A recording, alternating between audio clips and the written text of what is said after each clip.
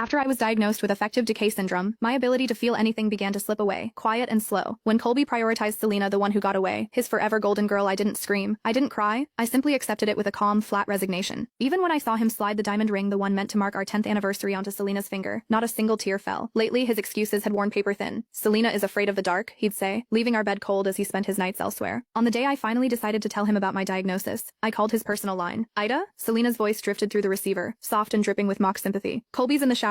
You should probably call back later. I hung up without a word. That evening, I stood by and watched as he escorted Selena into our anniversary gala, side by side. I'll be honest, Colby murmured to me later, his eyes reflecting the glitter of the ballroom. Marrying you was just a penalty for losing a bet with my parents. Selena has always been the only woman I've ever loved. You've played the role of my wife for 10 years, Ida. You should be satisfied with that. Selena leaned into his chest with a soft, triumphant laugh, her eyes shining with victory. I offered them a faint, hollow smile, then quietly dropped the handcrafted photo album I'd spent months making into a nearby champagne bucket. Inside my mind, the memories of Colby were already starting to dissolve, like salt in water. It wouldn't be long before I forgot him entirely, before the decade of silent heartbreak we shared was erased from my heart. On the drive home, I voluntarily took the back seat, leaving the passenger side for Selena. Colby was used to my hypersensitivity, my frantic outbursts, the bitter jealousy that used to consume me whenever Selena was near. My sudden, tranquil compliance only seemed to irritate him. When we finally pulled up to the house and got out, I spoke up before he could start. I'm not angry, I said, and I'm not jealous. Selena's voice immediately took on a fragile, trembling tone. Colby, did I do something wrong? Ida seems to really hate me. Maybe I should just leave. Colby caught her by the wrist, his voice sharp with cold impatience as he looked at me. Why would you leave? You belong here just as much as anyone else. He took a few strides forward and grabbed my arm, forcing me to stop. Ida, don't think you can play hard to get with this silent treatment. Marrying you was my parents' idea. Now that Selena is back, you need to grow up and accept it. I looked at him, my gaze entirely flat. I understand, I replied softly. Let her move in. She can have the master bedroom too. A flicker of deep suspicion crossed his features. I'll say it one more time. Playing the martyr won't work with me. If you're upset, then scream, cry, throw a tantrum. I can buy you a new car or a designer bag to make up for it. Selena glided over, wrapping her arms snugly around Colby's. Oh, Ida, how could I possibly take the master bedroom? That wouldn't be right. Colby let out a dry, humorless chuckle. Since you're so incredibly generous, Selena and I will sleep in the master suite tonight. He pulled her along, sweeping past me into the house. Deep in my mind, another fragment of my memory of him dissolved into gray mist. I pulled out my phone, booked a moving company for tomorrow morning, and bought a one-way ticket to Europe, departing in a week. When I walked into the hallway, I found a large cardboard box sitting by Selena's feet. It was overflowing with gifts Colby had given me over the years. Ida, this throw pillow is so soft, Selena smiled, clutching a hand-woven decorative cushion. Colby said I could have it. I stared at the cushion. 3 years ago, Colby and I had spent an hour bartering for it, at a flea market. He had haggled with the vendor, laughing, before pressing it into my arms and promising he'd hold me like that forever. Now, as I looked at the music box he had hand-assembled and the small wooden figurines he had carved for me, the memories attached to them detached like dry autumn leaves. Keep whatever you like, I said. They're just old things anyway. I picked up my spare keys and turned toward the guest room. Colby strode after me, blocking the doorway. Ida, this isn't you.